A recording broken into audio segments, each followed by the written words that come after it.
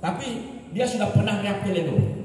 Dia bilang saya, di katanya, minta tolong di. Nah pakai aku bilang, ini cucu ini membunuh saya. Siang-siang deh, bunuh di mana? Ini saya dah takut ini katanya. Ngapa anak cucu yang mana? Sini. Udah daripada saya ke sana ke rumahnya, aku juga takut tetap juga kan Pak, saya ke polisi. Pak Kapolsek binasakan. Apa baunya nih?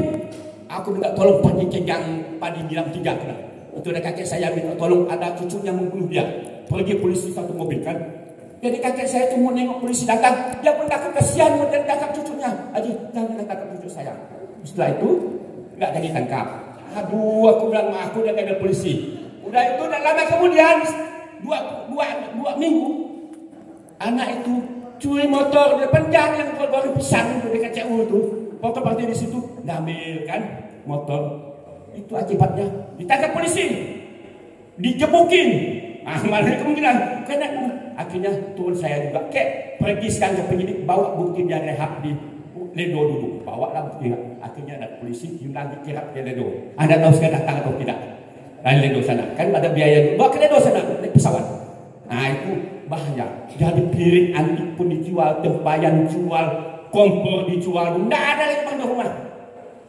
Sekarang kakek saya meninggal, neneknya meninggal, anak sudah mandiri, rumah tidak ada, mau dijual sebelum dia meninggal.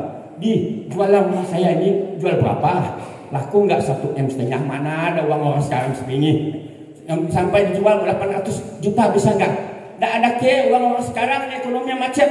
Saya kata kosong, di gudang, tempat orang pengajian salah, di yang Padi Bilang 3. Itu dari bahaya narkotika apabila anak sudah masuk. Nah, ini kalau kita lihat narkotika berdasarkan risiko, ini ya. Berdasarkan efek obat ditimbulkan juga menjadi 3. Ada yang sifatnya stimulan, ada sifatnya depresan, obatnya halusinogen. Saya tidak membahas sesuatu, tapi nanti ini sesuatu banyak materinya ya. Ancaman pidana penyalahgunaan narkotika, ya. Jam 12. Baik kita doa saja ya. Ya, baik kita yang jelus. Dalam nama Bapa dan Roh Kudus. Amin. Maria diberi kabar oleh malaikat Tuhan. Maka ia mengandung dari Roh Kudus. Salam Maria, penuh rahmat Tuhan sertamu. Terpujilah engkau di antara wanita, dan terpujilah buah tubuhmu Yesus. Santa Maria Bunda Allah, doakanlah kami yang berdosa ini sekarang dan waktu kami mati. Amin. Aku ini hamba Tuhan. Terjadilah padaku menurut perkataan. Salam Maria, penuh rahmat Tuhan sertamu. Terpujilah engkau di antara wanita, dan terpujilah buah tubuhmu Yesus. Santa Maria Bunda Allah, doakanlah kami yang berdosa ini sekarang dan waktu kami mati. Amin. Sabda sudah menjadi daging dan tinggal di antara kita. Salam Maria, penuh rahmat Tuhan sertamu. Terpujilah engkau di antara wanita, dan terpujilah buah tubuhmu Yesus. Santa Maria Bunda Allah, doakanlah kami yang berdosa ini sekarang dan waktu kami mati. Amin. Doakanlah kami ya Santa Bunda Allah, supaya kami dapat menikmati janji Kristus. Marilah kita berdoa. Ya Tuhan, dengan kabar malaikat kami mengetahui bahwa Yesus Kristus Putramu menjadi manusia. Kami mohon curahkanlah rahmat-Mu ke dalam hati kami, supaya karena sengsara dan salibnya kami dibawa kepada kebangkitan yang mulia oleh Kristus Tuhan kami. Amin. Kemuliaan kepada Bapa dan Putra dan Roh Kudus. Seperti pada permulaan, sekarang, selalu dan sepanjang segala abad. Amin. Dalam nama Bapa dan Putra dan Roh Kudus. Amin. Terima kasih Romo. Baca tinggal 1 jam lagi kita, dalam ini banyak ya. Ini juga bicara penyalahgunaan narkotika. Ini ancaman hukumannya. Undang-Undang 35 tahun 2009 di penjara. Yang paling rendah ancaman hukumannya adalah pasal 127. Pasal 127 itu kalau terjadi masih mau istri saya membelanya. Kalau bukan 127 istri saya tidak, karena korban. Korban narkotika wajib kita bantu. Ya. Wajib kita bantu. Ya, kalau 127. Itu ancamannya tes. Ancaman pidananya yang pertama, ya paling lama 4 tahun, ya golongan 1, kemudian paling lama juga 2 tahun, golongan 3 paling lama 1 tahun. Nah ini kalau kasih perkara yang istri saya mau. Kalau bukan korban, istri saya tidak mau. Dia kasih duit berapa, PC-nya tidak. Karena orang patut diselamatkan. Ini banyak preman. Ada orang kita, polisi juga di Bengkayang, dia dulu pacaran, ini contoh. Dia ini Katolik, abangnya tentara di Kulon, dia kena dijebak oleh ceweknya. Kenapa dijebak ceweknya? Ceweknya itu orang beda agama Muslim. Ya, Muslim kena keluarga tidak cocok. Ya, udah kamu putuskan ya dengan cewek itu. Ya, kalau kamu mendaki keluarga, putuskan oleh dia. Dia tugas di Matrado waktu itu. Ya, akhirnya dia putus pelan-pelan. Suatu ketika, cewek ini kan sakit hati. Ya, di Singkawang. Ada celana olahraga dia tinggal di kos ceweknya di Singkawang. Telepon dia, bang, ke rumah lah bang, katanya. Apa? Celana abang nih ada tinggal di sini di rumah saya. Oh ya, nanti saya jam 4 saya ke sana. Lagi jam 4. Dia kan tahu ceweknya yang cantik, ya. Pemain sabu. Suatu ketika di kos berdua, diajak dia coba, bang, coba ini apa itu? Si polisi kan nggak ngerti ya, polisi lu baru tamat polisi gini kan kuning satu baru, ya. Apa anak mau saya? Cobalah bang, pegang. Aku isap dia, isap dia. Nah, abang lah, kena kan? Isap dia, walaupun sesak kena. Nggak nyampe 5 menit dia telepon ke bawah. Memang cewek itu mungkin pemain. Telepon, nah datang. Dan main-main menit polisi datang, cewek kena tangkaplah dia. Saya bantu seperti itu karena percepatan. Dituntut hukumannya pengguna itu 3 tahun, saya bela dia, ya hanya dikasih hukuman 3 bulan karena dia ditipu, kasihan dia, ya. Jadi abangnya di Kulung datang, pas sebagainya tolong Pak Wahyudi tolong ini, ya polisi sebagainya harapan untuk ya orang Pak Kucing lah misalnya ya. Itu contohnya yang korban masih mau. Kalau istri saya ini biasa ya. Kalau istri saya ini pernah nangani yang bukan pengguna, coba di mana? Coba diceritakan dulu, gimana? Yang pengguna pernah yang bunuh ditangkap manusia. Pengalaman saya, ini orang Indonesia, dia kena tangkap di Malaysia, tapi diproses di Indonesia. Jadi waktu dalam persidangan, besok sidangnya, jadi hari ini ada teman bawa mobil. Jadi nggak tahu gimana kok kaca mobil itu dipecah, berkas-berkasnya tuh hilang. Jadi pas besoknya sidang, jadi kan karena berkas-berkas ini hilang, tentunya mau difotokopi lagi kan. Jadi waktu di pengadilan itu saya memang udah datang. Jadi teman-teman ini masih di luar, masih ngerjakan berkas-berkas ini tadi. Jadi saya dipaksakan suruh sidang karena saya udah datang di situ. Ya saya ikutin aja. Saya memang udah bilang kita belum siap karena kawan juga belum datang kan, dan juga berkas belum. Jadi setelah kita ikut persidangan itu, jadi tanya, ibu udah siap sidang? Belum yang mulia, karena kawan ini kan masih masalah keberkasan itu tadi. Jadi hakimnya tuh agak gimana ya, pelototin saya kan.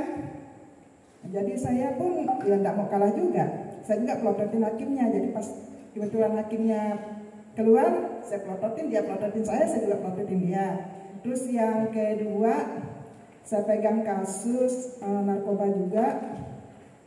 Itu memang saya sudah dapat kuasa dari istrinya. Tapi nggak tahu beberapa lama setelah itu dia ini datang ke rumah, bukan dia sendiri, dia bawa temannya. Jadi ya dalam pembicaraan itu kita kan bisa lihat, oh ini orang udah gimana ya, mungkin ya gembongnya kah atau siapakah, jadi ngomongnya tuh enggak teratur gitu, apakah dia pengguna juga. Jadi ya udah, jadi saya lepasin. Itu maksudnya itu jadi bukan, jadi kita pengacara juga ya bahaya juga megang-megang kasus seperti itu gitu. Terima kasih. Nah itu, jadi bukan kita korban pengguna saja, pengacara saja terancam. Di rumah saya memang ada, di rumah ada 6 orang dibawa oleh istrinya. Karena mungkin itu jambong teman-temannya yang dibela itu Ya, itu seorang kampung di sini lah, ya itu. Dibawa seperti itu, jadi seolah-olah ngancam. Bagaimana kemudian itu kawan yang mungkin karena ada biaya yang diberikan untuk apa uangnya sebagainya, karena sudah komunikasi baik, terancam juga. Tadi mobil dipecahkan, tidak bisa sidang. Istri saya yang keras dengan hakim, ya dan sebagainya. Itu jadi kita pengacara juga, maka istri saya bilang kalau ada jaringan menjual, istri saya tidak mau megangnya, ya kecuali korban pengguna masih boleh, ya. Karena kita menyelamatkan. Ini karena ancaman hukuman ini kalau pengguna kan hanya 127, ya golongannya beda-beda, bisa 4 tahun, bisa 1 tahun. Jadi yang berat. Dan kalau bisa memang dibujuk untuk rehabilitasi. Rehabilitasi itu cepat. Jangan sumpah syaratnya sudah menjadi merah, pembunuh dia. Kalau udah merah warna syaratnya, itu dia bisa membunuh orang. Contoh yang baru kejadian tahun kemarin di Sekayang, membunuh sopir kan temannya. Tahu nggak? Itu pamannya akan ada pontianak dengan saya ngobrol. Dia cerita, bang katanya, tadi istri saya telepon, dia kan kerja di bengkel, dia lagi habis mendirikan lonceng di di gereja Agustinus. Dia memang bagian ke lonceng ke atas itu. Pas bunuh saya, dia itu keponakan saya tadi pusing kepalanya, kata minta uang dengan istri saya, mobil obat pusing kepala. Istri saya kasih 5.000. Dia kasih, tapi sekarang tidak pulang dia. Tahu-tahu nengok beritanya. Ya, ada sopir dibunuh, sopir truk dan sebagainya. Tahu pelaku dia lari, ketangkap, sebagainya. Jadi membunuh itu bahaya. Ya, maka Bapak Ibu bentengin keluarga kita jangan terkena narkotika. Bagaimana caranya? Hanya pendidikan keluarga dan iman Katolik dipegang benar. Betul-betul jangan setengah-setengah. Ya, ini saya lanjutkan ya, tidak perlu. Ini. Pemulihan kesehatan fisik, mental, sebagainya perlu dilakukan sebagainya, karena itu gunanya rehabilitasi itu jadi gini, mengembalikan dia fisik dan mentalnya, ya. Kemudian membantu mengatasi ketergantungan sebagainya, ya. Nah, rehabilitasi narkoba langkah yang paling penting. Jangan malu-malu kalau ada kena narkoba. Saya sudah beberapa kali ngomong dengan orang tua si A, selalu datang ke saya. Pak, kalau demikian daripada ketangkap polisi nanti cepat bawa ke rumah rehabilitasi. Di mana Pak? Di Sungai Bangkong, saya bilang. Di situ ada, cepat. Karena di situ ada tempat memang. Saya kan pernah masuk sana karena masukin orang. Yang bunyi ketawanya kan ada yang parah kan. Di situ yang merokok apa sebagainya, bebas TV sebagainya. Namanya rehabilitasi, tapi biaya dari kita. Itu kan swasta. Yang di Sungai Bangkong biaya, bayar apa sebagainya. Itu untuk rehab cepat. Kalau ada surat rehab, ini saya kasih ilmu hukumnya. Tidak ada surat rehab itu kalau tangkap polisi, tidak diproses hukum Pak. Ya, sudah ketergantungan, korban perlu diselamatkan, tidak perlu proses hukum, tidak perlu proses penjara. Itu ilmunya cepat. Kalau ada suami kita, pas sebagainya, cepat ya. Itu juga kemarin ada keponakan dianya, tersebut ya. Dia kawin dengan seseorang sama-sama Dayak. Dan Sanggau Senat juga kawin. Saya ada punya anak 2. Dia cerita, oh kamu tahu dulu suamimu pemakai narkoba? Tahu om, kata cerita. Ya, dia bawa mobil, bawa taksi, malah dia cewek. Kadang-kadang sekalian kemudian, wih gila kamu nih cewek bawa taksi. Gimana om makan katanya? Dia suatu ketika, gimana ada suamimu? Saya awasi dia takut. Tapi barusan kemarin nyebeli saya, katanya mau cerai dengan suaminya, tak mampu ngawasi lagi karena narkoba, karena dia intikong kan dekat, ya. Ada juga kerja pasang PLN tikong kah? Apa internet kah kerjanya? Tidak kerja lagi. Sekarang nelpon saya 2 minggu lalu. Ada sini nelpon kah? Tak ada bilang. Dia kata buat saya dan suami tidak mampu lagi. Nah, begitu dah. Kawin dengan orang narkoba, kawin dengan anak 2, mau cerai kemana nanti anaknya? Ini keponakan istri. Dan kita ingatkan, sedih kan? Nah, bagaimana anaknya 2 itu? Kita tidak usah ke orang lain, itu saja. Ini keluarga. Mau cerai, ada nelpon ke dia. Nah, kalau kemarin saya bisa sarankan, bawa suamimu ke, tapi setelah saya selidiki, lupa dia termasuk jaringan di daerah Sekayang dan Tikok. Waduh, saya bilang sudah bahaya geleng-geleng saya. Maka saya bilang saran ke istrinya, kamu cepat bawa suamimu. Di mana om? Aduh, kamu cepat bilang bawa, nanti kamu kena. Ada kawan yang dah kena, tapi ini belum ke dia. Udah ada nelpon, om kata gini-gini. Oh, tidak kena lah suamimu. Itu bahaya, ngeri narkoba, ya, hancur keluarga. Ini lemot, ya. Kemudian itu permasalahan rehabilitasi terkait dengan narkotika, narkoba, ya. Yang pertama, bagaimana membentengin keluarga tadi? Keluarga kan kita, kalau kita tidak bentengin, ya.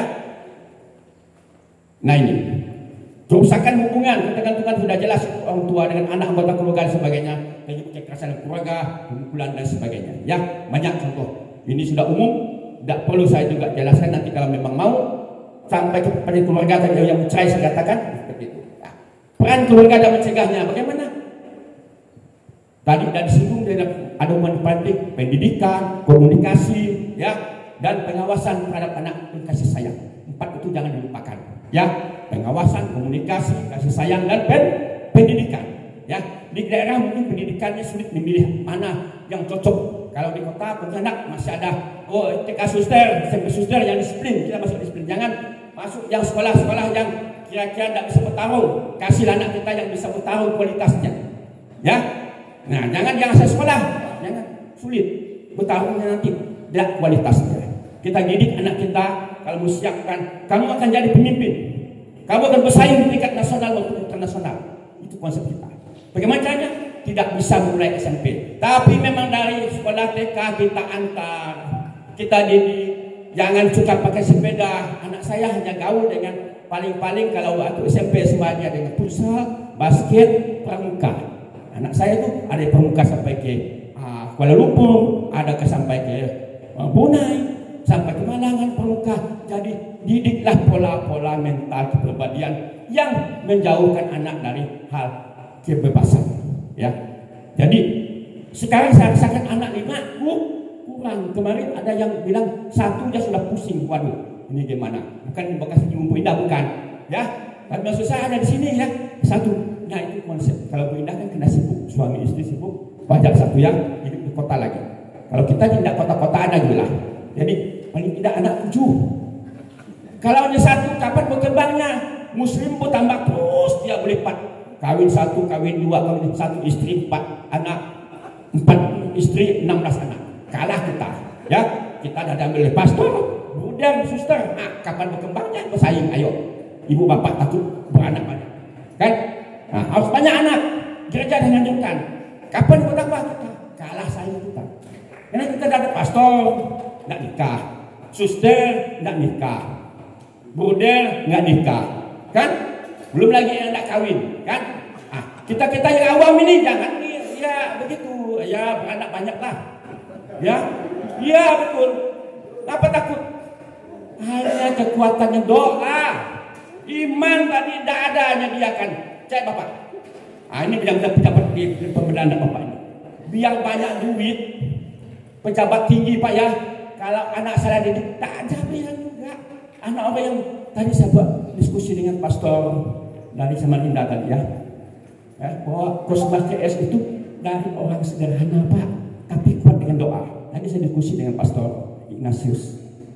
Ignatius yang Samarinda belakang tuh. Itu adiknya Kapolres di Banjarbaru. Abangnya yang kemar pastor di Jerman, warga di Jerman. Ada yang kemarin polisi Brimob. Jadi semua anaknya orang sederhana, ada punya. Ya pastornya sederhana itu pastor saya nanya lagi. Tapi berhasil semua anak-anaknya. Kenapa? Dengan doa. Iman dan doa. Jangan ibu bapak kalau doa setengah-setengah situ, kamu tidak benar-benar doa, tahu. Bombong kamu doanya. Jadi doa, iman dan keluarga. Jangan takut anak banyak. Ya, ini peran masyarakat sama juga. Kalau pemerintah sudah ada usaha edukasi, penyuluhan, reputasi, ini pemerintah. Tapi pemerintah berdasarkan basis anggaran. Nah, kalau yang kita swasta, biaya sendiri ya. Ini bahayanya. Ya, kalau kita lihat, ya, siapa yang paling penting untuk mencegah narkotika di rumah? Ibu rumah tangga yang memang ini selesai dulu. Kamu jadi pegawai ya, saya bilang. Memang jadi pegawai berapa saya? Golongan 1. Golongan sarjana S1. Golongan 3A. 2 juta lebih lah enggak ah. Enggak saya jadi pegawai, bukan meremehkan ya. nanti tahu saya pindah sana sini kan, anda usahlah saya pegawai, udahlah saya swasta. Oke, ngasuh anak tanggung jawab bagi, karena kan ngejar uang tadi. Kalau dia pegawai mungkin anak saya 5 kita nggak tahu, nggak ada yang bimbing di rumah. Ayo mana bapak pilih yang mana, kekuasaan uang, kekuasaan karir atau anak regenerasi, ayo pilih. Orang kita sini banyak bos-bos sawit, tapi saya beberapa kali memasukkan orang ke hutan bos sawit, pulang dapat kuliah karena main bola, narkoba, pulang kawin. Saya masukkan 3 orang, Pak bagaimana bisa masuk hutan? Bisa sini, mana nomornya? Masuk ke hutan. Tapi baru sekolah 2 minggu, kuliah seminggu 2 minggu, pulang kampung. Aduh nyesal saya. Coba saya masukkan ke hutan itu anak orang yang mau kuliah. Kesal kita kan, tahu dia ke kampung dengan nikah. Bapaknya bos sawit, punya sawit 100 hektar lebih. Oh gitu ya. Jadi punya sawit, punya uang itu salah juga Bu Indah ya menggunakannya. Jadi salah guna. Ini fakta. Saya banyak bantu orang kita. Mau kemana? Kalau kamu masuk UI ada jalannya. Bisa Pak? Bisa. Semua bisa. Masuk UGM, anak saya ke UGM. Ada jalannya. Jalannya hanya bersaing dengan bimbel. Anak saya bimbel UI. Bimbel UI itu untuk masuk UI. Tapi bodoh-bodohnya tetap anak saya milih ke UGM karena di sana. Ada bimbelnya Pak. Orang pintar bertahun di situ. Kalau kita tidak bimbel tidak masuk. Anak UI UGM itu tidak bimbel tidak bisa masuk. Biar juara nih. Kalimantan Barat tidak akan masuk. Biar juara Asia karena tidak pernah bimbel. Ya, bimbel Pak. Orang pintar bertahun pintar sama pintar harus bimbel. Ini rasa saya kasih tahu. Bisa kemudian bisa. Sama mana? Bimbel dulu. Kan digodok ini soal-soal itu. Masuk Pak. Orang Jawa aja belum tentu bisa masuk. Ya ujian Bu ya UI ya. Belum tentu. Ada ilmunya bimbel diselenggarakan oleh UI. Rahasia. Jaringan per telepon. Nah kalau enggak, karena anak saya mau kuliah di hutan. Tuh, contohnya bagaimana mendidik anak supaya berkualitas mampu bersaing di tingkat nasional. Ya, maka anak saya 4 5 ini. Satu dia yang di sini kerja dengan perusahaan Cina, 4 tidak mau kembali ke sini. Pertama 4 saya ini. Kalau dulu kan di rumah sakit jantung dia membantu S3. Dia peneliti S3 sebelum dia internship ke Kalimantan Selatan, jauh di Songga sana. Di situ peneliti, begitu dia tamat sana, dia ada pembukaan di RSCM, masuk penelitian, masuk dia. Dites, masuk unggul dia, hanya satu-satunya. Nah itu contoh yang berkualitas. Ini maksud saya ngasih motivasi ya, bukan membanggakan, bukan sombongkan. Mohon maaf, kalau kita tidak picu dengan contoh-contoh kadang-kadang sulit. Bahwa kita bisa, ya itu kuncinya. Kita ini bagaimana di pemerintahan nasional kita masuk, ya. Ini part itu sangat penting. Ya. Sekarang masuk kepada bagaimana seorang terutama sebagai pemimpin besar remaja ingin mendapatkan sesuatu secara cepat. Inilah akibat narkotika, ya. Karena ingin contoh, dia pengen duit, ada orang sosok, yang sosok saya ngomong sosok nih, dia proteksi kucing ke Pontianak, ditahan di Polda. Hei, kamu orang mana? Orang Dayak atau Melayu misalnya? Dayak Om. Ah, kamu, oi, kamu pekerja apa? Supir. Bagaimana kau bisa membawa sabu 20 kilo? 20 kilo? Gini, saya akan dititip oleh orang. Diupah 12,5 juta. Dia dikasih 5 juta sudah. Gitu lah, kamu bisa pula. Betul itu juga heran juga ya. Lewat masuk dia bawa, tek sampai di simpang Ampang, ditangkap oleh polisi. Nah, dan ketik dia taksi bawa itu dikasih, belum bayar semua baru 5 juta, 1 juta setengah menengok di sana. Karena ingin harap duit kerjaan, kasihan. Nah, tak tahu berapa tahun hukumannya, kasihan saya tengok kan orang sosok, ya mana yang rasa kau sini ya tahu. Ini masalah keuangan, ya. Bagaimana menghindari dan mencegah penggunaan narkotika? Tolak ajakan. Ini saya, dan polisi saya ini. Beberapa tahun dalam sebelum bersilang teman saya ini saya sebutkan penting saya ini kan dulu ini kan bisnis kayu juga, saya polisi saya jalan bisnis kayu. Jadi zaman kayu tuh ya kita tahu lah zaman sebelum ditertibkan kan. Jadi dia jadi bos sekarang, beralih ke kayu kepada bos import ekspor. Sekali saya pergi ke toko dia, Pak Widi kemana lama kan nampak? Ada, aku bilang kamu jadi bos enggak ini? Sinilah. Dia suatu malam mau ngajak saya hiburan happy. Gila, aku pikir kalau ngajak saya seperti itu, ini hantu kau nih, bukan kawan. Ngapa aku bilang, kita sekali-kali lah hiburan. Rupa dia pemain, tukang hibur, tukang menggusuknya. Syukur saya ikut, saya tidak bisa diajak. Tidak bisa. Sekarang belum tangkap ya. Ya, dah habis dagangnya. Bos sepatu, agen sepatu. Ya, depan saya. Kalau itu coba. Ini juga. Depan saya polisi juga. Pakatnya KBP. Ibunya kantin di Polda. Pinggirkan, Bu. Ibu dasar suami. Ngapa Bapak Wahyudi ngomong gitu? Suami ibu pindah ke narkoba Polda kan? Aku bilang, ya, ngapa? Narkoba tuh banyak godaannya. Aku bilang, cewek-cewek cantik. Ya, Pak? Ya, aku bilang, tolong selamatkan suami ibu, jangan tugas narkoba. Kita dah tua, nanti kejar cewek ke rumah, kan? Menghadap dia karo SDM, ya, supaya suaminya dipindahkan ke rumah bawah.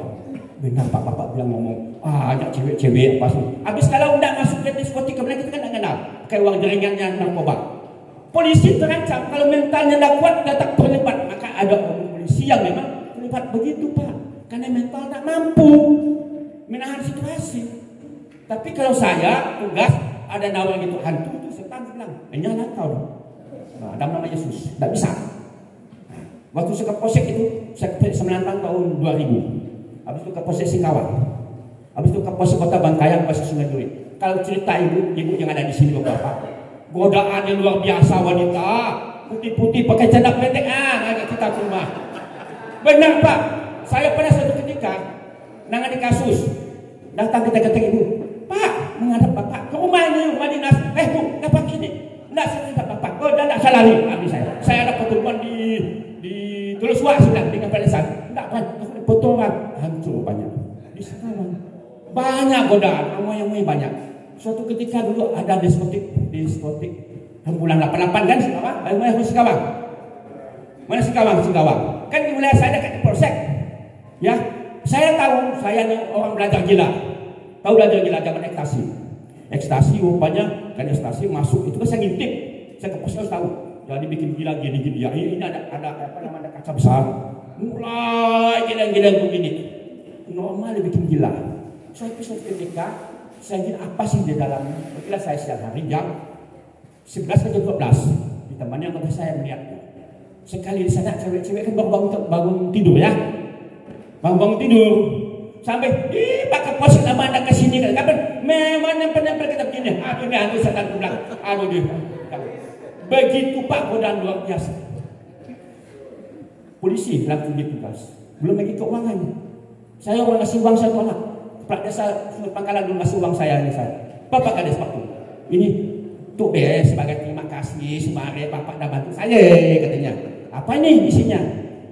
Biasa lah katanya. Ungkapan terima kasih Pak Pung, jangan begitu dengan saya ada gaji, saya bantu Bapak memang karena Bapak bisa sebantu anaknya, ambil ya, saya dah bilang jangan kasih saya. Suatu ketika Bapak saya berdiri lalu ditinggalkan simpan amplop di situ, bilang ambil, bukan amplop, maaf sini bilang amplop apa sini, ambil deh, enggak boleh gitu buka, sekali dalamnya uang 8 juta, bawa pulang. Bapak menghina saya ya, tutup kamu bilang, nggak boleh menghina saya seperti itu. Saya tidak begitu orang. Kalau Bapak marah sama saya, katanya gitu, bawa pulang. Kan merendahkan martabat saya. Apakah saya bisa suruh? Maaf. Ya, saya ke Polsek Pak, kredit motor, supaya pakainya cuma dulu. Itu kredit susah. Saya membina masyarakat, menciptakan keamanan, mengayomi. Tanya di Semenantan, mana orang Semenantan di sini, Montado, ya. Pernah nggak saya ngambil tambang emas? Bukan, nggak ada. Kepala desa bilang, jangan takut bilang, tak boleh itu kita susah. Kasihan. Saya benih terjun di masyarakat, kasihan orang-orang layak ini bilang. Hidupnya sudah. Kan? Saya ajarkan di Semenantan, manajemen dikelola. Bagaimana maaf ya Pak Agus, orang Jawa ke sana ke sini, dia bisa punya ternak sapi, punya ternak kambing di Montado itu, punya kebun karet. Bagaimana kalian asli di sini tak ada? Ayo. Saya bilang, tak ada buat apa-apa. Kalian Bapak berapa penghasilan satu hari? Saya potong karet Pak. Berapa kilo? 8 kilo lebih, ada 8 kilo. Oh ya, setiap hari pulang jam berapa? Jam 11. Kan masih bisa ke sawah. Ya, itu sudah berapa duit di situ? Belum lagi dia nambang. Banyak duitnya Pak. Ibu, orang kampung yang bilang tak ada. Banyak duit. Manajemennya yang salah. Lupa dengan anak sekolah pendidikan. Uang itu diajak dipakai menjudi, ya. Nah, itu masuk juga lah. Itulah masalah narkotika itu, ya. Ada duit bisa jalankan menjudi. Ini kalau kita lihat menurut dari Badan Narkotika Nasional mencatat 3,3 juta. Ini per 10 Juli kemarin. 3,3 juta manusia Indonesia ini sudah pecandu narkotika. Bayangkan. 3,3 juta. Apakah masuk keluarga kita, anak kita? Ya mungkin termasuk juga yang suami keponakan istri saya itu enggak masuk kan? Karena pernah polisi juga, masuk juga. Karena ketergantungan. Bayangkan 3,3 juta ketergantungan. Indonesia sudah menjadi tujuan utama peredaran narkotika ilegal karena populasi besar 261 juta jiwa manusia. Kita ini jumlah penduduknya besar, mau ingin narkoba banyak, orang miskin banyak, sebawa mau, mentalnya kurang, dan lain sebagainya. Belum di Jakarta, anak saya di Jakarta tanya, ini wilayahnya aman tak? Sebenarnya kita masih polisi di sana, ada Markus orang kita Dayak di sana, ya polisi waktu itu di Polda Metro. Kus bilang, di mana ini aman dan narkoba? Kenapa? Di, aku cek kos anak saya yang aman narkoba. Oh ya, kalau yang aman narkoba adalah sini. Sini tidak aman. Hati-hati anak. Saya cari kos yang aman dari narkoba. Ancaman luar biasa. Cewek-cewek. Nah itu ya. Di Kampung Beting, anggota saya kan ada rumahnya di situ. Satu-satunya jalan masuk ke Beting itu membeli narkoba itu hanya di rumah dia. Karena bapak polisi itu tuh kawan saya. Waktu di Polsek Pontianak Barat. Anak jadi polisi Polda. Dia bilang, bapak masih tinggal sana? Masih? Kamu tinggal di mana? Di situ. Bagaimana narkoba sana di Beting? Kita kan enggak, komandan. Terus, tapi kita tahu orangnya, enggak boleh ngomong. Jadi dari visi rumah dia tuh bisa masuk sana. Gimana? Saya kan pancing narkoba. Apakah dia masuk dalam jaringan apa sebagainya? Umat, dia cerita jujur. Kita enggak berani komandan katanya. Di situ memang ada jaringan kuat. Cerita sampai kepada cewek-cewek cantik yang baru mulai cantik, lewat katanya memang cantik perumahan kan. Satu jalan, tapi 3 bulan lagi tak cantik lagi. Amoi juga, maaf ya, mohon Pak, tadi, mohon maaf, amoi pembelinya, pengguna. Tapi 3 bulan setelah itu sudah mukanya tak terawat lagi, cantiknya hilang. Itu pengaruh fisik, ya daripada narkotika. Ya. Itu dia. Maraknya pun narkotika. Kenapa marak di Indonesia? Karena faktor geografi, ekonomi tadi kita banyak miskin, banyak orang melintas uang yang dengan segampangan aja, kemudahan untuk oleh obat. Faktor keluarga ada masalah, keluarganya nggak tahan, imannya, ya keluarga didik anak-anaknya, dibiarkan kepribadian kita juga mental mencari duit, sebagainya dengan gampang, dan faktor fisik individu yang sering menggunakan. Kemarin 3,3 juta. Ini yang menyebabkan, nanti kita lihat faktor geografinya ya. Agak cepat. Jam berapa sudah ini? Pecandu, sebagainya saya lewatkan. Efek sampingnya, ini efek sampingnya ya, menyangkut masalah fisik ya. Menurut Undang-Undang 5 tahun 1997 itu umur 35 ini golongan 2 artinya zat adiktif. Enggak usah perlu. Ini efek samping dan efek stimulan enggak perlu karena ini sifatnya redaksi. Efek penyalahgunaan, lanjut efek samping sabu jangka pendek, detak jantung ini secara kesehatan, detak jantung meningkat, tekanan darah sampai sulit bernapas, tremor sampai kepada insomnia ya. Ini juga efek samping sabu jangka panjang, ini sebagainya ada di materi ya. Karena kita kalau mengajar ini, kalau ke polisi, kalau saya ini kan di Polda Kalbar ini bidang hukum 16 tahun sampai polisi. Tai-tainya hukum 1 tahun. Pak Kapolda untuk saya aman dia. Saya kasih gambar keinginan komandan bagaimana? Begini. Saya tak tahu hukum. Kalau begini ini risiko yang mana? Kalau begini gini ini. Ya Bapak milih mana? Aman kalau saya. Saya kasih contoh yang baik. Saya tidak mau diintervensi oleh pimpinan, maaf. Tidak mau mengikuti. Tapi saya telah dari sisi hukum. Kehendak Bapak saya tidak ikut. Pak Kabit, Kapolda maunya gimana? Nah itulah Pak Ujidi. Coba mana gambarannya?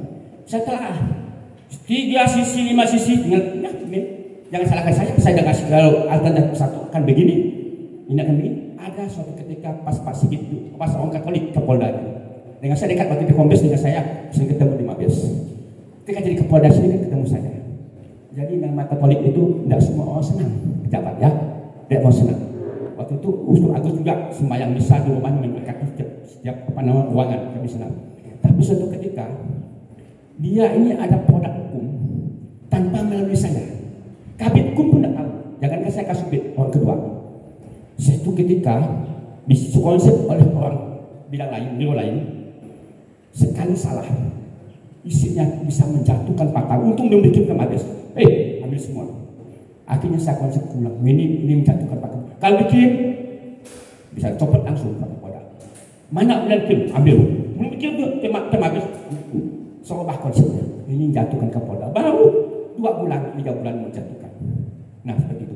Jadi kita analisa hukum itu memang objektif, tidak boleh dipakai digunakan untuk apa-apa. Walaupun kita tetap adalah hukum yang benar. Jangan hukum karena titipan sebagainya akan menghancurkan kita sendiri, Pak ya.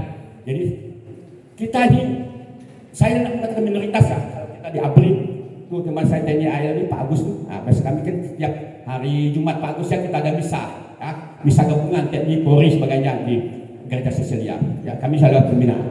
Kita punya waktu 28 menit Lagi. Kalau misalnya online-nya agak panjang, mungkin bisa dibagi waktu. Ya. Masih ada judi online. Iya, oke. Katekismus Gereja Katolik menganjurkan keutamaan pengendalian diri yang membuat kita siap untuk menghindari segala bentuk ekses penyalahgunaan makanan, alkohol, tembakau sebagainya. Tidak ada di Alkitab, sampai tidak ada. Rupanya ada diatur dalam Katekismus Gereja Katolik. Tapi rupanya di Alkitab tidak ada mengatur masalah larang narkotika sebagainya, menjudi online. Rupanya diatur di Katekismus Gereja Katolik rupanya. Ya, saya baca di KKG juga buat semasa kenyataan penggunaan narkoba menimbulkan kerusakan yang sangat serius terhadap kesehatan dan kehidupan manusia. Ini menurut Kepala BNN yang menyatakan bahwa ya ini sebagai kurir narkoba, pernyataan itu disampaikan dalam Jakarta Timur 8 sebagainya. Ada BNN bersama Bea Cukai berhasil mengungkap 100 kasus narkoba dengan 285 tersangka. Ironisnya 29 dari tersangka tersebut sekitar 20% perempuan, ya, rumah tangga, ya, karena mungkin mencari uang untuk nambah, ya. Ini sebagainya, ya. Ini tentang masalah penanganan narkoba oleh BNN Narkoba Polda Kalbar. Saya minta data sana kemarin. Sebagainya, ya, minta data gini pun siapa komandannya? Kombes benar. Saya minta data untuk penyuluhan. Kenapa susah harus pakai permohonan? Saya namanya kalau di kantor kalau ada aneh semua mungkin dengar di atas kan. Paketnya apa pulang dengan stafnya? Kombes. Oh gitu ya. Saya mantan polisi Sunan pengacara. Saya butuh data. Aku dikasih lah. Bukan disalahgunakan. Kalau sebelum tidak ada data kan saya ngomongnya ngelampuk kalau orang Melayu kan ngamput. Aku dikasih data. Mau pakai segala prosedur minta surat saya. Untuk apa? Akhirnya dikirim data ke saya anak buahnya. Ya, ini data-data yang tahun 2005 ya. BNN mengungkap ini atau sebagainya. Namanya saya hapus takut kena orangnya. Namanya tapi ini ungkap oleh BNN. Ya. Kemudian, nah ini peran, oke. Nah ini penegakan hukumnya. Ya ini. Tahun 2024 narkoba di seluruh Kalbar 914 kasus. Ya. Kemudian 2025 itu ada 157 kasus. Tahu enggak? Berapa prianya? Prianya 2024 1031. Jadi banyak masuk penjara. Wanitanya berapa? 94 dan 19. Jadi narkoba kan tidak ada laki-laki, perempuan itu rumah tangga. Ya, nah itu rumah tangga. Jadi tolong kita perhatikan tentang masalah narkotika ini bukan laki-laki lagi. Ini kasus-kasus 2000 ini saya minta ke Polda Kalbar, ya, saya minta langsung. Kalau di Google sebetulnya saya konfirmasi kadang-kala tidak akurat, ya. Nah ini bulan Januari sampai Agustus 570 kasus laporan polisi, ya. Lanjut, ini di Polda Kalbar mengungkap kasus, ya. Jumlahnya 86 kasus di tahun 2022. Tahun 2024 itu ada 725 kasus, selesai 500 kasus. Di lain masih proses, ya. Nah, ini saya katakan wilayah perbatasan. Jalur darat Entikong, Malaysia. Tengok, ya. Ini ada Sambas. Ada PLBN Badau. Batu Tisbau, ya. Paslu, ya. Sintang.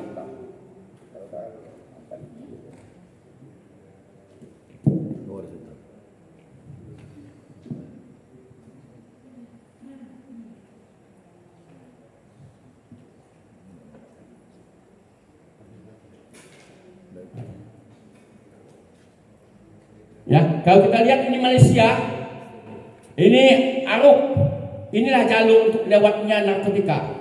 Sanggau lewat Antikong, kemudian lewat Sintang, desa Nangakeli, adakah Sintang sini? Nangakeli ada kan? Ya, senandingnya. Ya, saya nggak pernah tugas anak pastor, saya tahu namanya. Ini PLN Badak, Kupas Hulu, Antikong, Jagai Babang. Di sini paling banyak Jagai Babang. Anak buah saya bertinju dengan orang Malaysia, ngantar 2 kilo sabu, bintai. Jadi tua-tuanya bawa antar sana. Bagaimana supaya dipancing masuk ke Indonesia nangkapnya? Karena ada pernah Indonesia bertinju dengan preman di situ. Siapa kalah menang, tangkaplah orang Malaysia, ditarik ke batas kita, bawalah ke Pontianak diproses. Tidak salah, meninggal di rumah sakit Pak Lau itu, ya, dah tua masalah kan. Nah, ini masalah untuk geografisnya, ya. Ini jalur laut, ya. Jalur laut kita lihat, Laut Natuna, Selat Karimata. Maka kalau kita bertanya, kenapa sabu banyak? Ya, jalurnya banyak. Kenapa narkoba banyak? Jalurnya banyak. Bukan berarti ada pembiaran, tidak, ya. Tapi itulah namanya penjahat pandai-pandai menyintai kelemahan petugas, ya. Bukan saya membela, tidak, karena saya tahu, saya bidang hukum Polda tahu. Kalau ada masalah di reserse, saya akan menangani juga di daerah-daerah. Saya 16 tahun, ya memang pengacaranya Polda, ke Mabes juga, ya. Sama kemarin dia ke Polda Metro, sekarang jadi bintang 3, Unsur Kapolri. Itu kan ada masalah juga saya bantu, saya dekat, ya Pak Ijen Pak Karyoto, ya. Saya kan memang siapa saja butuh bantuan kita, ya. Dan bintang 3 tuh, ya, kan saya dulu. Kemudian ini jalur laut, ini jalur udara, Bandar Supadio, Soekarno-Hatta, sering ketangkap, ya. Kemarin bandar laut baru ditangkap dari Cina, paling banyak kita kan impor dari Cina, impor Cina, buah salak, isinya semua sabu semua, dan sebagainya. Waktu itu anak buah saya nangkap dari Malaysia di ban itu sabu semua dalam 20 kilo, ban mobil dibuka, aduh sabu semua banyak. Belum lagi di dalam tubuhnya, di dalam alat kelaminnya, itu udah biasa itu sebagainya. Jadi modus ancaman narkoba luar biasa terhadap Indonesia ini, empuk Indonesia ini, gampang menjualnya. Tahu tak bapak lempar aja 5 kilo ke beting itu sebentar, ambil saya penadah ini tunggu, ya. Begitu bahaya narkotika. Ibu-ibu, bapak-bapak dah sadar, jangan sampai anak kita kena, ya. Itu karena ibu bapak ini kita keluarga besar Katolik, iman Katolik. Bagaimana kita Katolik ini jangan sampai tersingkir. Kita harus maju semua. Jangan bebas narkoba. Ini sampas dan jalan tikus. Jalan tikus ada, ya. Jalan tikus itu sampas dari Aruk, Sebunga, Biawak sebagainya. Sanggau Sungai ini sudah, ya. Sudah jelaskan. Kemudian ini narkoba. Pria pelakunya, wanita pria 862 sampai 637, wanita 73. Jadi ada naik turun wanita.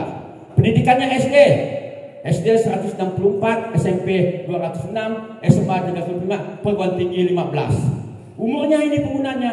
Jadi umur yang tertinggi kalau kita lihat di sini umur 30 sampai 40 tahun. 236. Kemudian masuk ke 165, ini 17 tahun. Masalah umur. Ya kalau diperhatikan, kalau anak-anak itu, anak-anak kita umur mana?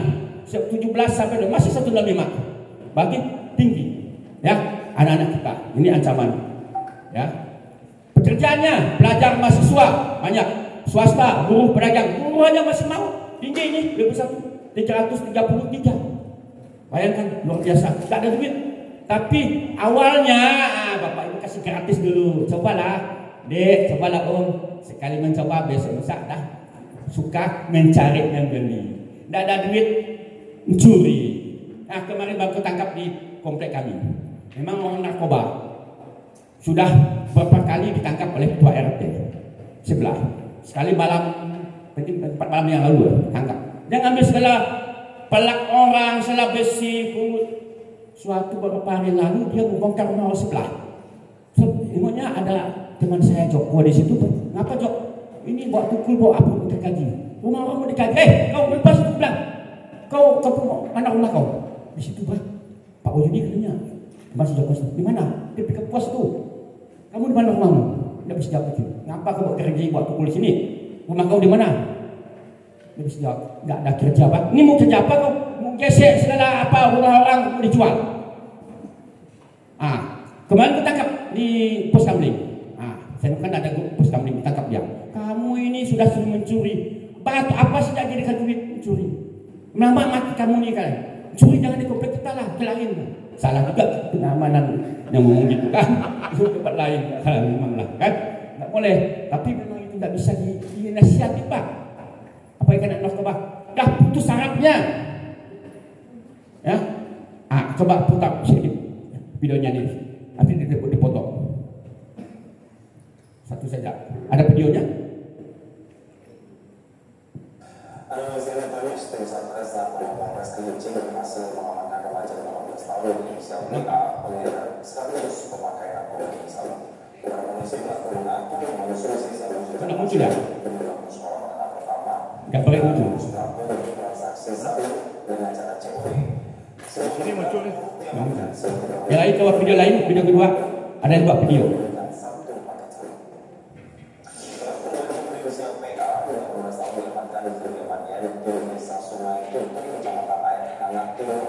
Itu yang berakusulah Kasatgas Narkoba Polres Kerinci mengatakan Ricky menyampaikan lepas satu juta. Ada masalah, oke?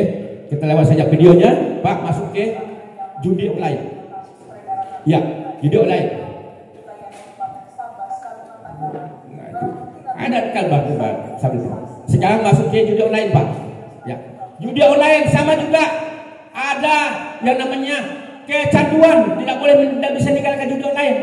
Kemarin ceritanya ada polisi di istrinya Polwan juga disiram, dibakar karena judi online.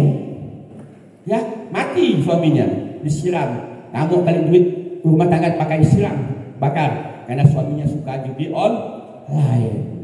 Ya, berbahaya. Tidak kalah juga pentingnya bahayanya dengan narkotika. Cuma narkotika itu ya berpusat saraf itu makanya kalau ini kecanduan saja ya. Nah ini judi online ya. Oke.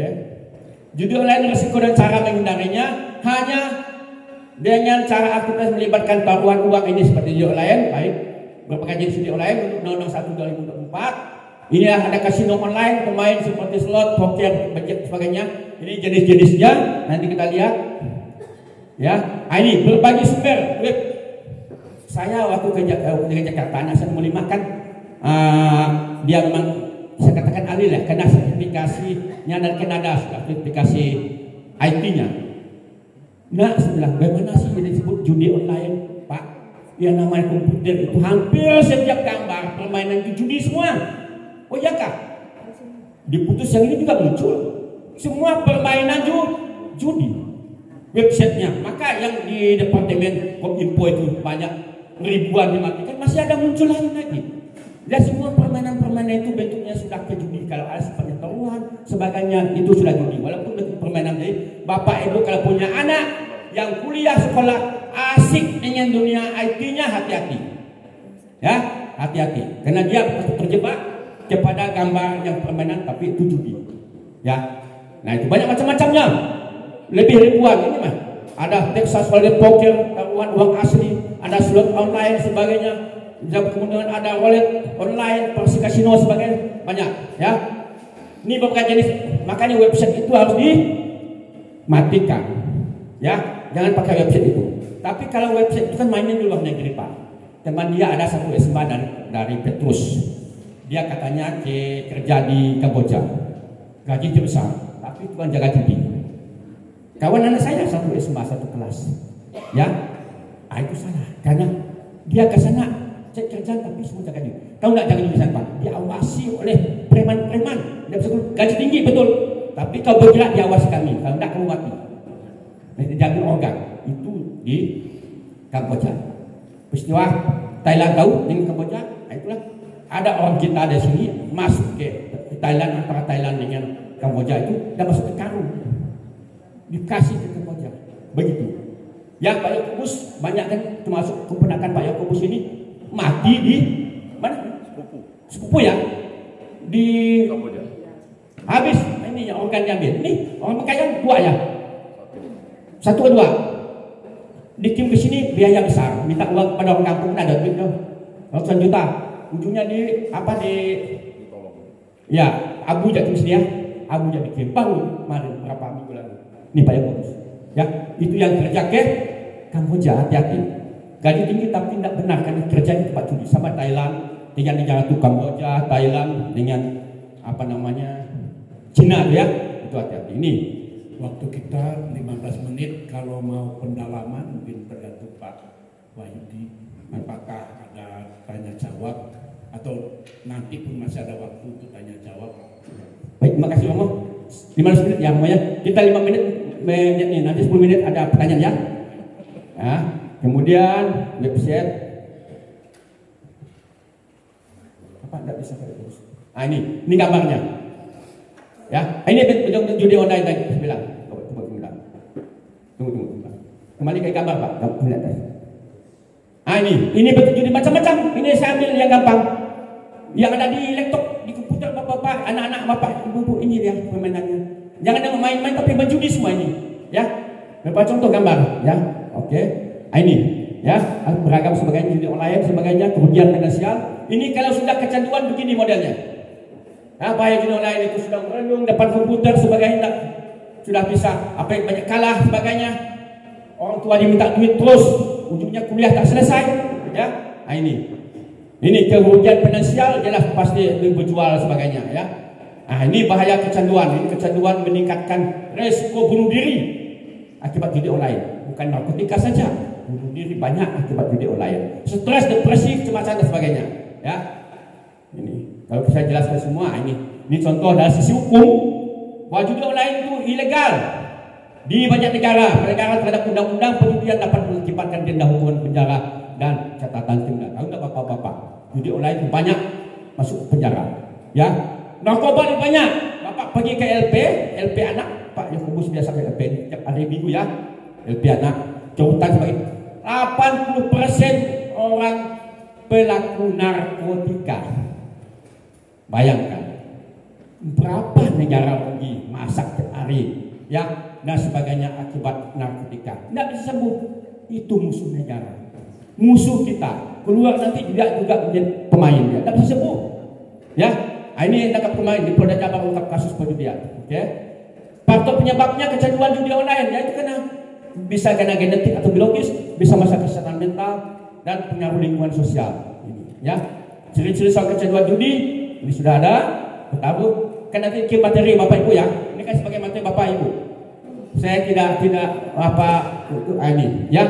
Cara mengatasi dan mencegah kecanduan judi online juga ada, ya. Lengkap semua. Dampak negatifnya, ya. Dampak finansial. Ini psikologis. Tadi disebut oleh psikolog kemarin juga oleh Bu Indah sebagainya. Bisa stres, kecemasan, depresi, keinginan bunuh diri, perubahan perilaku. Ini akibat daripada judi online. Dampak sosialnya jelas. Retak hubungan keluarga dan sebagainya, banyak contoh. Kalau saya contoh nanti tidak selesai juga ini. Penurunan kinerja dan sebagainya akibat judi banyak. Ya, kalau kita lihat data tersangka judi online di Indonesia, ya, banyak meningkat. Ini contohnya, banyak yang tangkap. Ini peningkatan kasus. Ini Baris Krim Polri kemarin mengungkap 314 kasus judi online, menangkap 464 tersangka dalam periode 25 April. Modusnya ada tersangka judi online menggunakan berbagai modus termasuk perekrutan agen untuk mencari nasabah, ya, penggunaan rekening ilegal termasuk rekening UMKM dipakai, ya. Ini tersangka beragam macam-macam, ya. Judi online, tantangan penegakan hukum. Nah, ada tantangannya. Penegakan hukum terhadap judi online terkendala oleh karena perbedaan jurisdiksi hukum. Saya katakan tadi, yang pelakunya di luar negeri, di Cina sana, di Singapura, di Kamboja. Gimana negakkannya? Nangkap orang kita di sini, karena itu akibat IT sudah bebas. Kalau tidak dikendalikan oleh bapak ibu-ibu mengawasi anak menggunakan IT begitu. Kita ini gaptek, tapi bertanya, saya kalau ke Jakarta anak saya, ini Pak, semua Pak, saya tahu ini judi semua tapi tidak boleh, ya. Kamu jangan ya, bilang tidak boleh, ya. Jadi semua di berkas namanya di IT itu meninggalkan jejak, bisa dicari, ya. Tapi kalau kena pelaku luar negeri, mana kita nak menangkap jurisdiksi hukumnya di wilayah negara lain, kita ujungnya korban orang Indonesia, kan? Nah seperti itu. Ini Deks Pemberantasan Judi Daring memblokir 34.301 konten judi online, menangkap 14 tersangka baru sebagainya. Ya, dampak pada anak, ini anak, stop judi online sebagainya, karena nanti ngasih anak susu pun tidak ada, beli beras pun tidak ada sebagainya. Akibat judi, dampak pada anak sebagainya banyak. Ada 10 menit. Ini pandangan Gereja Katolik terhadap judi online seperti halnya bentuk perjudian lainnya, tidak secara mutlak dilarang. Namun Gereja Katolik memberikan perhatian khusus pada potensi dampak negatifnya, terutama kecanduan dan kerugian finansial yang ditimbulkan. Sesuatu berpotensi merugikan, bertentangan dengan ajaran iman. Ya, di Alkitab tidak ada, tapi di pandangan Gereja Katolik ada. Ya, ini poin-poin penting mengenai pandangan Gereja Katolik terhadap judi online. Tidak dilarang secara mutlak. Gereja Katolik tidak secara tegas melarang semua bentuk perjudian, termasuk judi online. Potensi dosa. Nah, tadi Ustaz celah tentang dosa. Ini potensi dosa. Judi menjadi dosa ketika mengakibatkan kerugian finansial yang signifikan bagi diri sendiri atau orang lain, atau ketika menyebabkan kecanduan yang melalaikan tanggung jawab. Lalai tanggung jawab anak dan sekolah. Kalau aku menjudi berjual, anak dan beli baju, kan tanggung jawab dapatkan dosa kan? Dosa. Ngapa ngelahirin anak tadi? Maka takut lalu anaknya satu. Jangan, Pak. Ya, kita ada sekolah. Jangan zaman orde modern sudah, janganlah. Ya, lalu takut pula punya anak. Ya. Kecanduan dan kerugian finansial bermain judi maupun konvensional sebagai yang konvensional. Saya masih ingat waktu kecil. Kami dulu waktu kecil tahu judi itu banyak. Kalau 17 Agustus, judi semua dijangkau boleh sebut sana. Yang kami takuti bukan tentara polisi. Kita tahu. Kalau ada pastor lewat, kau bukan kehutan lari, pastor lewat. Nah, karena pastor itu, kamu mau judi atau tidak? Dosa, nama dosa itu takut kita.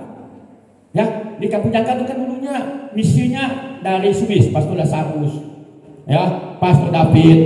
Wah, keras mendidik anak. Ke gereja, kamu, ya, ini yang anak-anak Rabu, hari Minggu tidak boleh, pergi dulu ke gereja dulu bunyi lonceng. Kamu ke gereja atau tidak? Ada anak, jadi makan dari sana. Lumayan banyak yang jadi pastor akibat ya dibina oleh pastor dengan disiplin itu. Ya, suster juga banyak. Yang mau nikah kemarin suster pertama 94 tahun. Saya ikut pemakaman suster kemarin, suster Liman. Ya, lalu saya Liman, saya ikut pemakaman yang saya.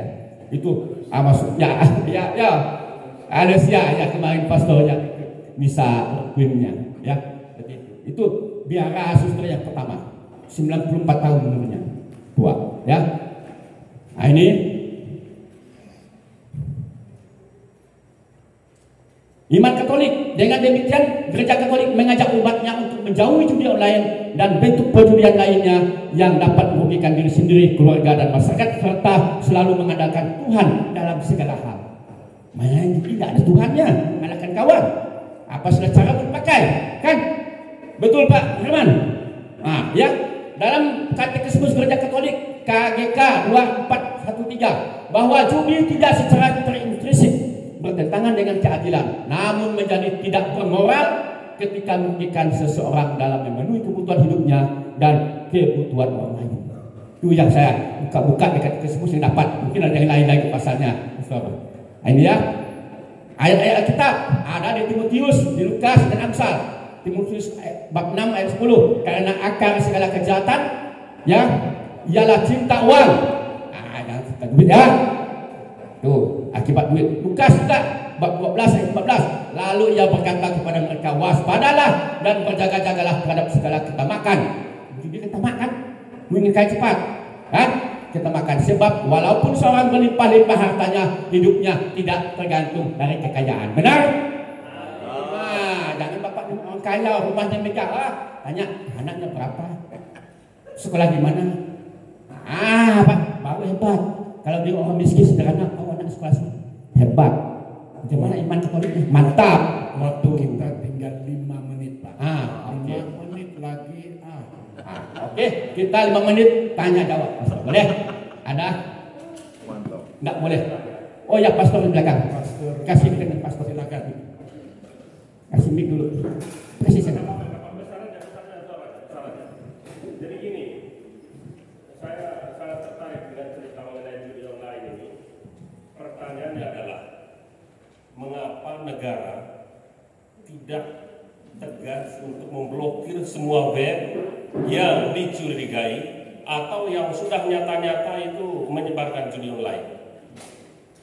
Nah, itu pertanyaannya, mohon tanggapan. Jawab langsung ya Pastor. Terima kasih Pastor. Sama juga. Tambah ibu satu. Ibu. Oh ibu sana, ujung-ujung boleh. Ya. Terima kasih Pastor pertanyaan. Nanti kita ngambil. Sikat Bu. Ini dari pengalaman saya pribadi ya, karena rekan saya di kantor biasanya pada jam kerja main judi online. Pernah saya tegur, tolong jangan main judi online di sini karena ini kantor kan, nanti kalau ketahuan bisa bahaya. Jadi jangan disebut. Jadi pertanyaannya begini. Saya kan mengetahui kalau dia berjudi online, tetapi saya tidak memberitahukannya kepada pihak berwajib atau semacam atau keluarganya. Jika suatu saat orang ini tertangkap, apakah berefek kepada saya atau bagaimana? Mohon penjelasannya. Baik, Terima kasih. satu lagi ke ibu ini. Satu lagi. Biar saya tanggapi. Iya. Bu ini Bu. Ya, terima kasih. Mungkin pertanyaan saya tujukan kepada Romo. Di dalam perkawinan Katolik di sebuah keluarga Katolik itu kan ya tadi ada perjudian, sebuah keluarga terlibat dalam perjudian dan narkoba, begitu. Lalu keluarga ini tentu saja berantakan dan terjadilah KDRT dan segala-segalanya permasalahan ada di keluarga itu. Pertanyaan saya adalah, bisakah di dalam perkawinan Katolik menjadi alasan terjadinya anulasi dalam perkawinan Katolik? Itu saja Pastor. Pastor saya dulu ya. Atau Pastor dulu. Oh ya baik. Pastor, jawabannya bagus. Sama dengan pertanyaan saya. Kenapa ada studio lain? Saya tanya anak saya ke Jakarta. Dia akan bilang IP. Ya. Miros bilang, gimana sih judi online ditutup pemerintah kok ada terus? Pak, katanya. Berapapun ditutup websitenya muncul lagi katanya. Maka dah di Kemenkominfo ditutup semua websitenya menurut menteri itu, ada muncul lagi karena ada pembayaran. Rupanya di website itu memang bisa muncul judi lain, bisa kena perbuatnya di luar negeri. Jadi kalau tutup ada lagi jadi judi lain. Dengan tuh orang IT-nya bisa jadi judi itu tidak. Semua permainannya itu Pastor di dalam komputer itu maya judi semua. Memang betul permainan tapi main judi, tinggal dia menggunakan judi atau tidak. Jadi pemerintah memang sudah berupaya kalau kita lihat di apa sudah banyak pelaku tangkap sebagainya. Saya nak kasih contoh juga ada contoh pelakunya juga ada, tapi nggak cukup waktu. Demikian Pastor. Jadi di komputer itu anak saya kan orang IT, dia kan sertifikasi Kanada dia. Ya semua Pak bisa dikunci kutuk ini bisa muncul lagi Pak, bisa demikian. Oh ya Kak, waduh, bagi ini ancaman bagi kita yang sudah di sini. Kunci pemerintah pun juga begitu. Baik Ibu di kantornya, ini takut ngasih tahu jejaknya. Kalau tahu misalnya tidak kena ke Ibu, Ibu kasih tahu saja ke polisi, tidak kena, tapi nanti dicari dia punya laptop komputer bisa tahu, bisa datang tuh yang pasti ke sana, tidak kena ke Ibu. Lapor saja kenapa? Banyak juga di kantor-kantor seperti itu yang berbahaya. Di Polda Kalbar, tahu tidak Bapak? Berangkas itu bisa hilang.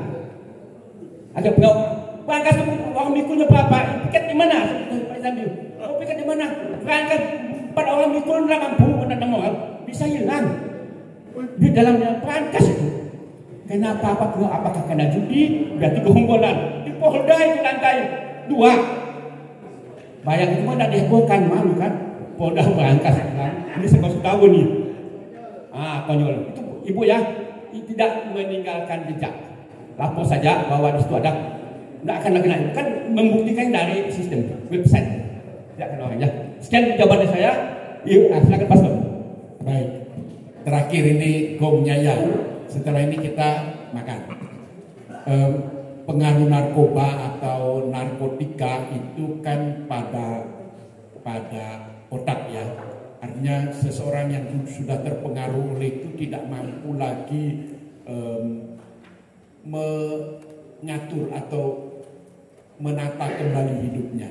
Itu juga berpengaruh pada kesetiaannya. Nah, tergantung. Kalau orang ini terpengaruh oleh narkoba atau narkotika setelah menikah, kita tidak bisa, karena hukum kita itu hukum positif. Tapi kalau seseorang ini sudah sebelum perkawinan sudah mengkonsumsi atau sudah terpengaruh oleh obat-obat terlarang ini, oleh jurisprudensi dikatakan orang ini pun tidak mampu membuat janji perkawinan. Nah, tergantung, maka harus dilihat ke belakang. Nah, tribunal itu kan hukum kita kan hukum positif. Hukum positif yang memerlukan bukti-bukti. Maka dalam tribunal itu selalu ditelusuri sebelum perkawinan, pada saat perkawinan, dan setelah perkawinan. Setelah perkawinan tidak banyak gunanya, tapi pada saat perkawinan dan sebelum perkawinan, siapa orang ini? Siapa orang ini yang menikah? Itu menjadi bukti dan itu ditelusuri ke belakang. Nah, dan sekarang pasti ada orang-orang yang menikah itu sudah terlibat atau sudah mengkonsumsi narkoba atau sejenisnya sebelum menikah, lalu mengucapkan janji pada perkawinan dan nanti dia kumat lagi, itu bisa dianulasi. Artinya jurisprudensi sudah mengarah ke sana, itu Bu. Tapi kalau setelahnya, kami punya beberapa kasus juga, beberapa kasus ternyata setelahnya. Kalau sebelumnya kita bisa masih melihat konsensusnya itu berkualitas atau tidak. Karena perkawinan Katolik itu kan dasarnya adalah janji nikah itu. Nah, janji nikah itu bisa cacat. Janji nikah itu isinya 3. Benar, penuh, dan bebas. Benar, penuh, dan bebas. Benar itu apa? Benar artinya apa yang diucapkan oleh mulut itu sesuai dengan apa yang dimaksudkan seluruh dirinya. Apa itu penuh? Penuh artinya ya saya mau, ya bersedia. Itu isinya adalah segala hal yang berkaitan dengan perkawinan. Hakikat perkawinan, tujuan perkawinan, ciri-ciri hakiki perkawinan, sakramentalitas perkawinan. Nah, kebebasan itu ada macam-macam kebebasan, kebebasan fisik, kebebasan psikologis, dan kebebasan moral. Lalu ada orang-orang yang di kanon 1095 ini sudah siang agak tidak lancar pikirannya. Di kanon 1095 dikatakan ada orang-orang yang tidak mampu menikah. Kalau dia menikah secara tidak sah. Siapa orang itu? Orang-orang yang tidak mampu memahami hak-hak dan kewajiban-kewajiban perkawinan. Orang yang tidak mampu menggunakan akal budinya. Termasuk mungkin orang yang sudah terpengaruh oleh racun narkotika ini tadi, bisa jadi tidak mampu gitu. Atau orang-orang yang mempunyai seksualitas yang melenceng, orientasi seksualitas yang melenceng, gay atau lesbi atau lain-lainnya, itu kalau dia menikah dengan sendirinya dia tidak mampu bertanggung jawab, tidak mampu juga melaksanakan tugasnya sebagai suami atau sebagai istri. Nah, kalau terbukti orang-orang ini menikah secara tidak sah, bisa dianulasi itu. Ya, oke. Begitu, terima kasih. Jelas ya? Jelas selesai kita. Bapak Ibu, kita beri aplaus kepada Bapak Ibu Wahyudi yang sudah menyampaikan begitu berapi-api dan juga begitu tegas dan lugas mengenai narkotika, narkoba, dan judi online. Judi online agak pendek tadi itu ya, tapi memang sekian itu ya.